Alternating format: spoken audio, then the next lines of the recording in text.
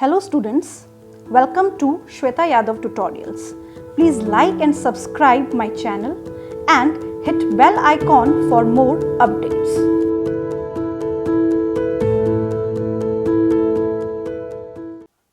Last video में हमने kidney का एक्सटर्नल और इंटरनल स्ट्रक्चर पढ़ा जो कि बहुत इंपॉर्टेंट है। उसमें हमें सीक्वेंस ये ध्यान रखनी है कि किस पोर्शन में कौन कौन से पार्ट्स इंक्लूडेड हैं। इस वीडियो में हम पढ़ेंगे कि जो किडनी है उसमें जो स्ट्रक्चर और फंक्शनल यूनिट है उसको क्या कहते हैं और उसका काम क्या है। So let's begin with the new topic of the chapter excretory products and their elimination according to NCERT. We are discussing NCERT line to line. So each kidney has nearly 1 million complex tubular structure called nephron. तो हमें यहाँ पे एक बात ध्यान रखनी है कि हर किडनी में, ईच किडनी का मतलब है left kidney and right kidney, उनको मिला के 1 मिलियन नहीं है, एक किडनी में 1 मिलियन नेफ्रॉन प्रेजेंट हैं। दूसरा इंपॉर्टेंट क्वेश्चन, नेफ्रॉन का दूसरा नाम क्या है? दैट इज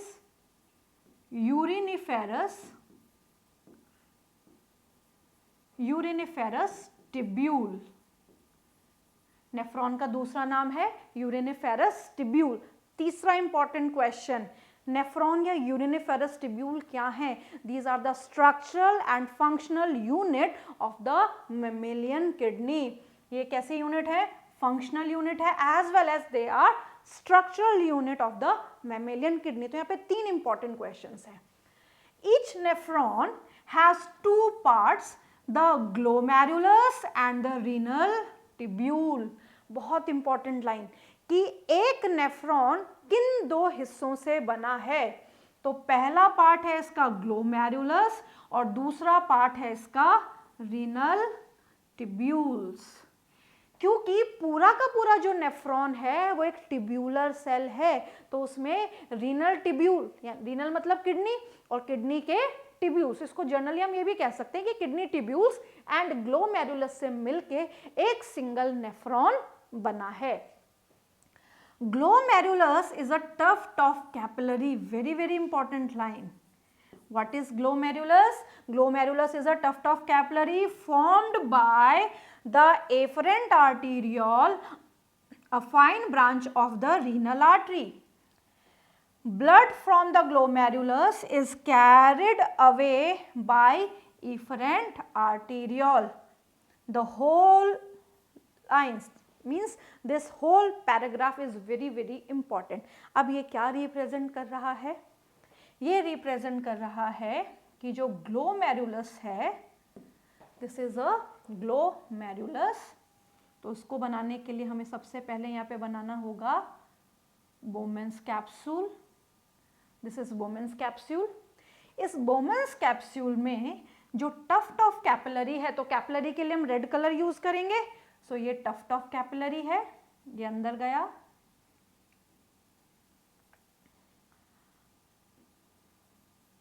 नेटवर्क बनाया, बाहर निकल गया, फिर से ये एक नेटवर्क शो हो रहा है और ये बाहर निकल गया। सो यहां पे क्या लाइन रिप्रेजेंट की एनसीईआरटी ने? NCERT says this is glomerulus. What is glomerulus? It is a tuft of capillary. इसमें जो अंदर आने वाली ब्रांच है जो कि रीनल आर्टरी की है, तो रीनल आर्टरी खुद अंदर नहीं जा सकती। इसने क्या किया? इसने अपने आप को डिवाइड कर लिया और डिवाइड करके यहां पे बना दिया एफरेंट आर्टीरियोल। ये एफरेंट आर्टीरियोल बन गया। एफरेंट आर्टीरियोल क्या है? रीनल आर्टरी की ब्रांच है, क्योंकि रीनल आर्टरी खुद किडनी के अंदर नहीं जा पा रही। और हम जानते भी हैं कि जब कोई भी ऑर्गन में कोई भी ब्लड वेसल पेनिट्रेट नहीं कर पाती तो वो ब्रांच्ड हो जाती है। तो यहाँ पे रीनल आर्टरी आगे जाके ब्रांच्ड हो गई और इसने बना लिया एफरेंट आर्टीरियोल। तो हर नेफ्रॉन को ब्लड सप्लाई करने का काम कौन कर रहा है? Afferent arteriole. अब ये जो एफरेंट आर्टीरियोल है ये इस तरीके से नेफ्रॉन के साथ एसोसिएट हो जाता है कि यहाँ पे नीचे आते आते, यानी कि ये बोमेंस कैप्सूल में आते आते, दिस इज बोमेंस कैप्सूल, ये बोमेंस कैप्सूल के साथ जैसे ही एसोसिएट करता है तो यहाँ पे ये कैपिलरी का एक गुच्छा बना लेता है, और ये जो कैपिलरी का गुच्छा बन के फिर ये गुच्छा जो है फिर से एक सिंगल ब्लड वेसल के फॉर्म में बाहर निकलता है, और जिस फॉर्म में ये बाहर निकलता है इसको हम बोलते हैं efferent arteriole. The word arteriole represent, these are the branches of the artery, ये आर्टरी के ब्रांचेस हैं तो ये रिप्रेजेंट कर रहा है। अब यहाँ पे हमें क्या समझना है कि एफरेंट आर्टेरियोल आया ब्लड लेके, एफरेंट आर्टेरियोल गुच्छा बना लिया, गुच्छा बना के ये बाहर निकल गया, बाहर निकल के इसने बना लिया एफरेंट आर्टेरियोल। यहाँ पे एफरेंट और एफरेंट नाम क्यों दिया गया है? जब ब्लड आएगा टूवर्ड्स द नेफ्रॉन, नेफ्रॉन के तरफ जब ब्लड आएगा तो लेके आने वाला एफरेंट आर्टेरियोल, जब घूम फिर के ब्लड जा रहा है बाहर निकल रहा है तो भगाने वाला एफरेंट, तो टूवर्ड्स एफरेंट, एफरेंट अवे, ध्यान रखना है ये टर्म। एफरेंट का मतलब है टूवर्ड्स एंड एफरेंट का मतलब है अवे, यानी कि नेफ्रॉन के पास आ रहा है ब्लड, नेफ्रॉन से ब्लड जा रहा है। सो यहाँ पे ग्लोमेरुलस जो है, what is the glomerulus? It is a tuft capillary having afferent and the efferent arteriole. There is a difference in the diameter of the afferent and the efferent arteriole. Afferent arteriole का diameter ज्यादा है efferent से, ये बात ध्यान रखनी है क्योंकि इसी से ही आगे के कॉन्सेप्ट्स लिंक करेंगे। हमें यहाँ पे भी दिखाई दे रहा है, ये है glomerulus, this is the tuft of capillary, ये है afferent arteriole and this one is the efferent arteriole, और जिसने उसको होल्ड किया हुआ है दैट इज बोमेंस कैप्सूल। तो यहाँ पे अगर हम बोमेंस कैप्सूल को देखें तो बोमेंस कैप्सूल हमें कैसा दिखाई देगा? मान लीजिए टफ्ट ऑफ कैपिलरी है और यहाँ पे ये वाला जो पार्ट है ये बोमेंस कैप्सूल है, तो ये टफ्ट ऑफ कैपिलरी कहाँ पे है? बोमेंस कैप्सूल में। इस तरीके से अपीयर होता है, और ये जो हमारी उंगलियां हैं ये रिप्रेजेंट कर रही है ग्लोमेरुलर कैपिलरीज को। ग्लोमेरुलर कैपिलरीज की एक और खास बात है कि ये बॉडी की बाकी कैपिलरीज से ज्यादा, यानी कि डबल परमिएबिलिटी शो करते हैं, they are double permeable than other capillaries of the body.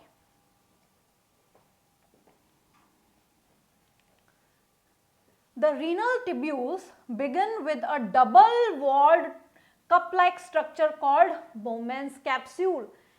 जो रीनल टिब्यूल है उसकी शुरुआत होती है बोमेंस कैप्सूल से, विच एनक्लोजेस द ग्लोमेरुलस, जो मैंने आपको अभी बात बताई कि ये जो गुच्छा है दैट इज ग्लोमेरुलस, और जहां पे ये प्रेजेंट है डबल वॉल्ड कप, इसको हम क्या बोलेंगे?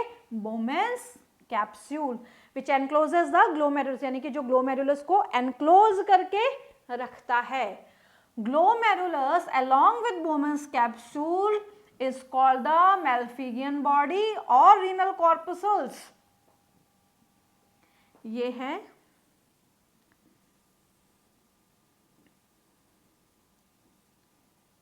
Bowman's capsule double walled cup. इसमें ये जो कैपिलरी का गुच्छा है, ये कैपिलरी का गुच्छा क्या है? ये कैपिलरी का गुच्छा है ग्लोमेरुलस। तो इन दोनों को एक साथ glomerulus and Bowman's capsule,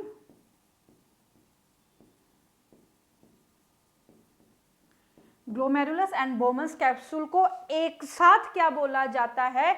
they are known as Malpighian body, renal corpuscles, और these are also known as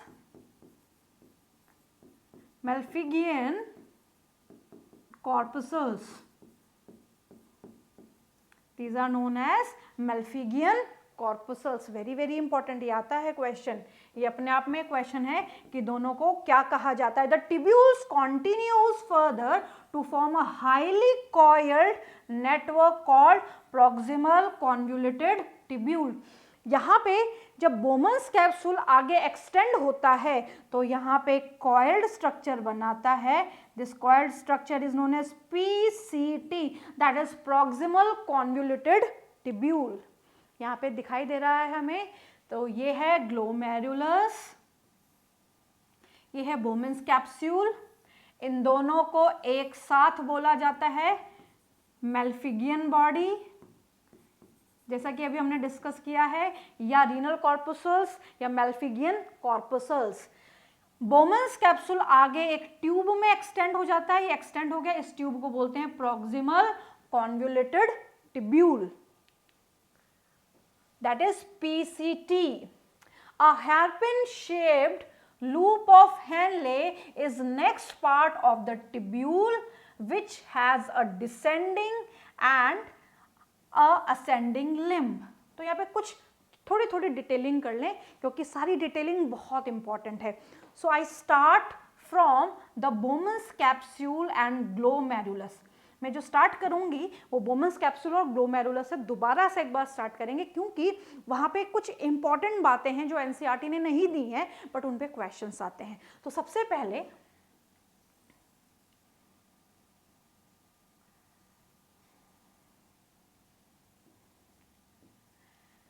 यहां पे जब हम बात करते हैं ग्लोमेरुलस की और बोमेन्स कैप्सूल की, तो बोमेन्स कैप्सूल में 2 वॉल है क्योंकि डबल वॉल्ड कप है। तो यहां पे सबसे पहले मैं बना रही हूं आउटर पार्ट, ये आउटर पार्ट है।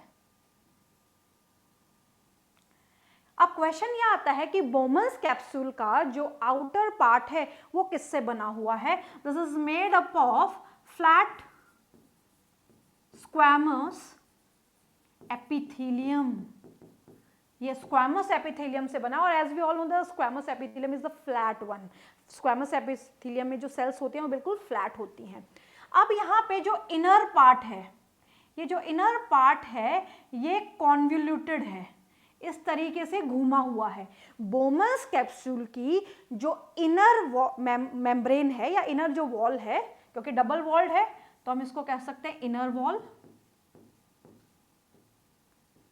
या इसको बायोलॉजिकली अगर हमें कुछ पर्टिकुलर नाम देना हो तो हम बोल सकते हैं विसरल मेम्ब्रेन और इनर मेम्ब्रेन। और स्क्वैमस एपिथेलियम को बनाने वाली कौन सी है? पैराइटल मेम्ब्रेन, इसको हम बोल सकते हैं पैराइटल मेम्ब्रेन और आउटर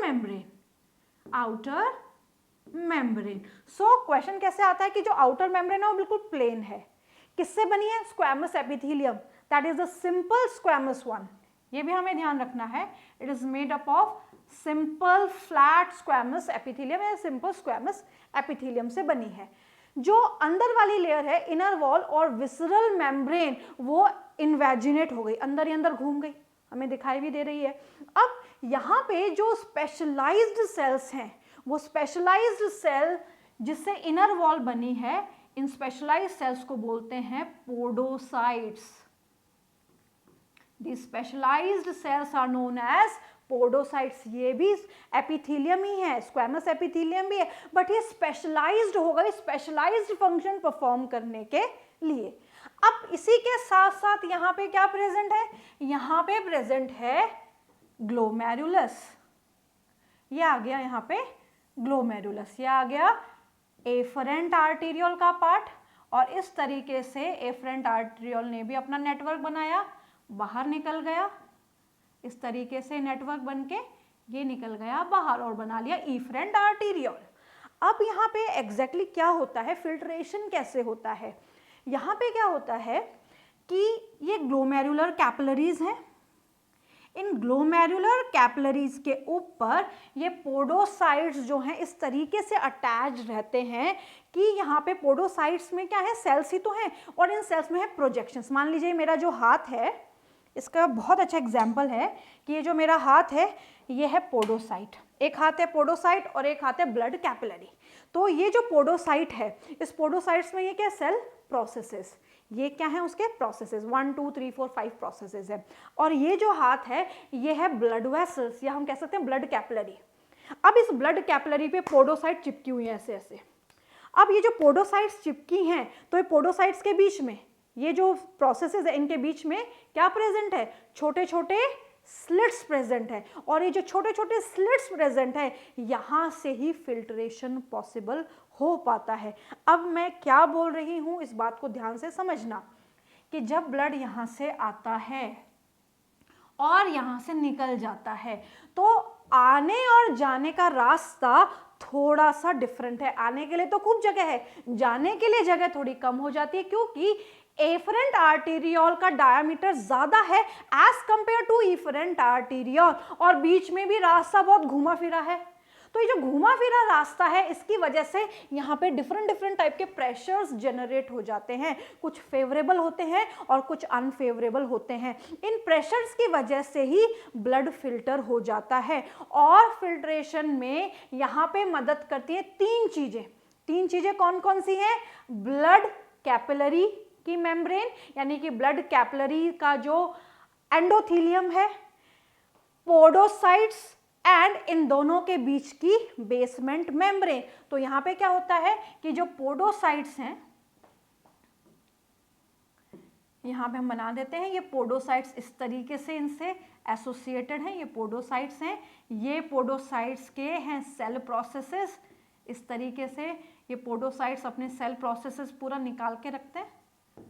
और यहाँ पे क्या होता है, इन तीनों की वजह से, यहाँ पे जैसे ब्लड कैपिलरी है तो इसके ऊपर ये पोडोसाइट ऐसे चिपकी हुई हैं, और ये पोडोसाइट्स के हैं सेल प्रोसेसेस, बहुत लंबे लंबे सेल प्रोसेसेस होते हैं। और जो जगह यहाँ पे बीच बीच में बच जाती है, इस जगह को, जहाँ पे छोटे छोटे जगह बच जाती है, इस जगह को ही हम बोलते हैं स्लिट पोर। और ये स्लिट पोर ही प्रेशर की वजह से फिल्ट्रेशन में मदद करता है। तो ये बहुत बहुत बहुत इंपॉर्टेंट कॉन्सेप्ट है कि यहाँ पे स्लिट पोर कैसे बने। स्लिट पोर क्या है? ये जो ब्लड कैपिलरी के ऊपर जो पोडोसाइट चिपके हुए हैं, उनके बीच बीच में जो जगह बच गई है वो जगह है स्लिट पोर्स या फिल्ट्रेशन पोर्स, या डायफ्राम्स भी उनको बोला जाता है। नेक्स्ट हम बात करते हैं प्रॉक्सिमल कॉन्वोल्यूटेड टिब्यूल की। जो प्रॉक्सिमल कॉन्वोल्यूटेड टिब्यूल है,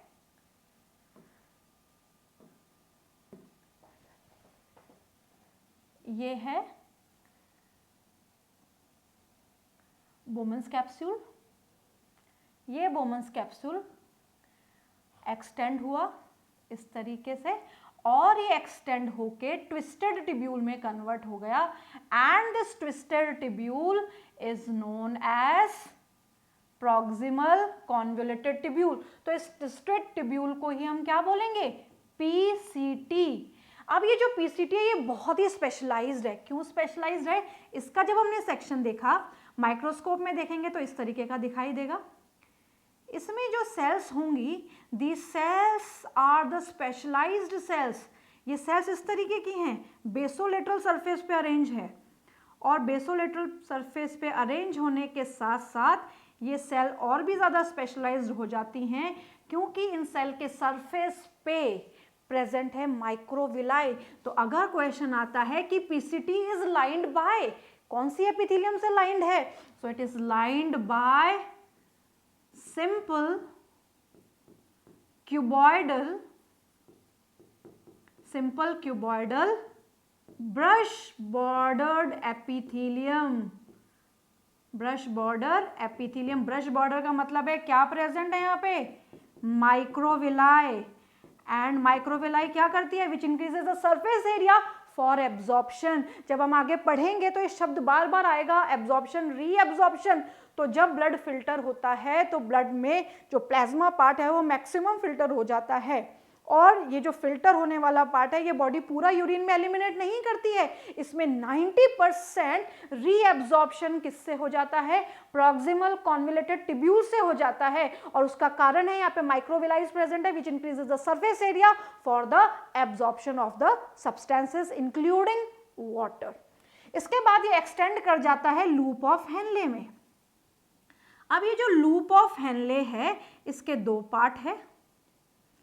लूप ऑफ हेनले में जो दो पार्ट हैं, उस पार्ट में हम यहाँ पे दो सेगमेंट्स बना रहे हैं।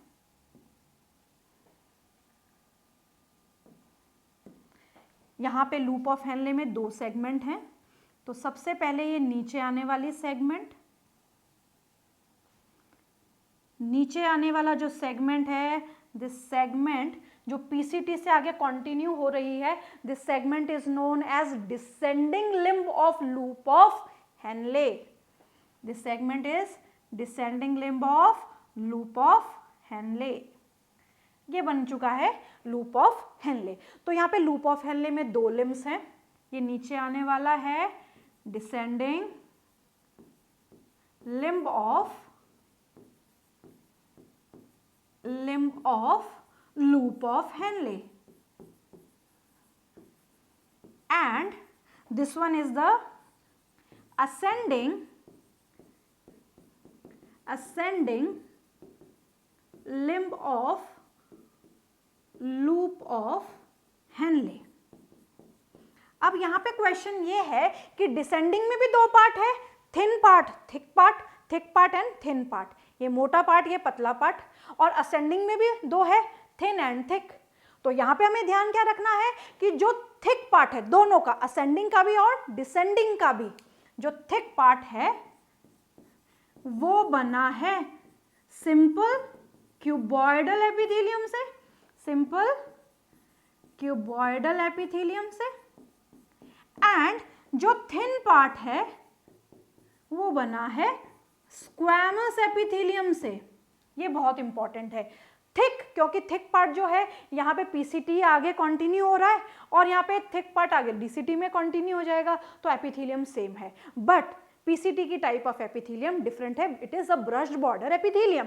अब यहाँ पे डिसेंडिंग और ascending limb of loop of Henley की क्या इंपॉर्टेंस है? तो यहाँ पे जो लिम्ब्स हैं, सबसे पहले descending this one we are talking about, this particular Henle's loop is permeable for water। ये पानी को तो परमिट करता है बट सॉल्यूट को या इलेक्ट्रोलाइट को ये परमिशन नहीं देता बाहर जाने की। इसका मतलब ये है कि यहां से पानी तो निकल पाएगा पर सॉल्यूट नहीं निकल पाएगा। और जो ascending limb of loop of Henley है वो उल्टा है, इट परमिट्स सॉल्यूट, ये सॉल्यूट के लिए, इलेक्ट्रोलाइट के लिए परमिएबल है बट वाटर के लिए ये impermeable, so it is impermeable for water. ये बहुत बहुत इंपॉर्टेंट लाइंस हैं कि इनकी परमिएबिलिटी हमें ध्यान रखनी है। सो हियर एनसीईआरटी क्या बोल रही है? Loop, Henle's loop is next part of the tubule which has a descending and an ascending limb. The ascending limb continues as another highly coiled tubule region called distal convoluted tubule। वो आगे जाके एक और coiled region में continue हो जाती है, that is distal convoluted tubule। The DCT of many nephron open in a straight tube called collecting duct। ये बहुत इंपॉर्टेंट लाइन है, मैं बार बार एक बात रिपीट कर रही हूँ। The DCT of many nephron, बहुत सारे नेफ्रॉन की डीसीटी, डिसेंडिंग कॉन्वोल्यूटेड ट्यूब्यूल, एक स्ट्रेट ट्यूब में कंटिन्यू हो जाती है, उसको हम बोलते हैं collecting duct. This is known as collecting duct, many of which converge and open into the renal pelvis through the medullary pyramid in the calyxes। तो सबसे पहले डीसीटी को समझे। डीसीटी क्या है? जो डिस्टल कॉन्वोल्यूटेड ट्यूब्यूल है ये हेनलेज लूप से आगे कंटिन्यू हुआ है, ये रहा डिस्टल कॉन्वोल्यूटेड ट्यूब्यूल। डिस्टल मतलब पीछे का हिस्सा, प्रॉक्सिमल मतलब आगे का हिस्सा, तो डिस्टल और प्रॉक्सिमल का मतलब ये है। कॉन्वोल्यूटेड का मतलब ट्विस्टेड है। कौन सी एपिथेलियम है? यहाँ पे भी क्यूबॉइडल एपिथेलियम है, सिंपल क्यूबॉइडल एपिथेलियम से बना है। अब इसका इंपॉर्टेंस क्या है? जितना भी पार्ट हमने पढ़ा है अभी तक, हमने पढ़ा लूप ऑफ हेनले, हमने पढ़ा प्रॉक्सिमल कॉन्वोल्यूटेड ट्यूब्यूल, और अभी हम पढ़ रहे हैं डिस्टल कॉन्वोल्यूटेड ट्यूब्यूल। सब में रीएब्जॉर्प्शन होता है बट सबसे ज्यादा जो रीएब्जॉर्प्शन है वो प्रॉक्सिमल कॉन्वोल्यूटेड ट्यूब्यूल में होता है। अगर क्वेश्चन आ जाए कंडीशनल रीएब्जॉर्प्शन कहाँ होता है, तो कंडीशनल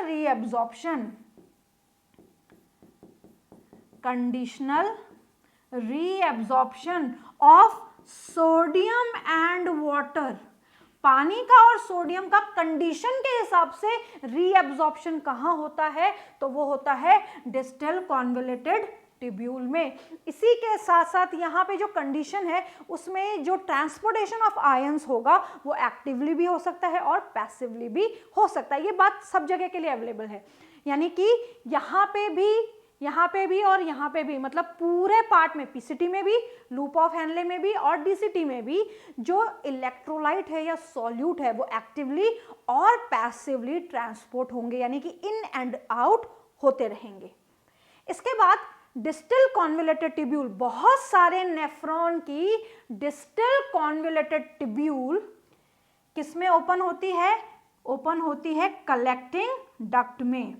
ये कलेक्टिंग डक्ट में ओपन हो गई। कलेक्टिंग डक्ट में भी जो एपिथेलियम है वो है क्यूबॉइडल, बट कैसी क्यूबॉइडल?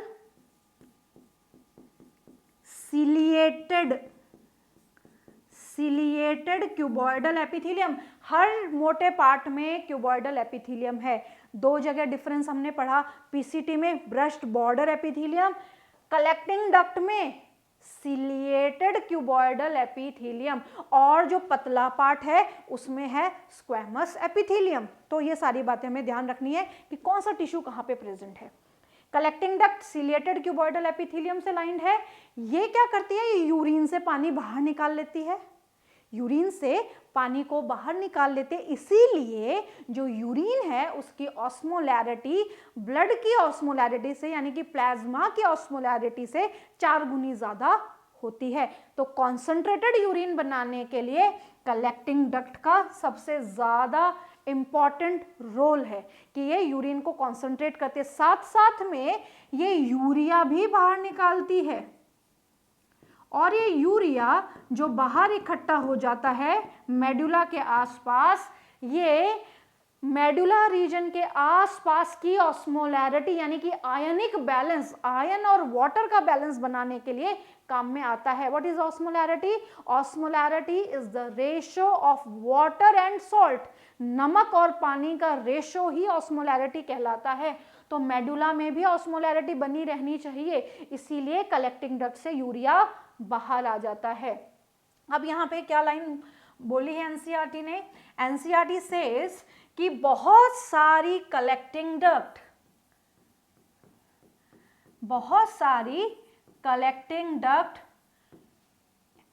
ओपन होती है पैपिले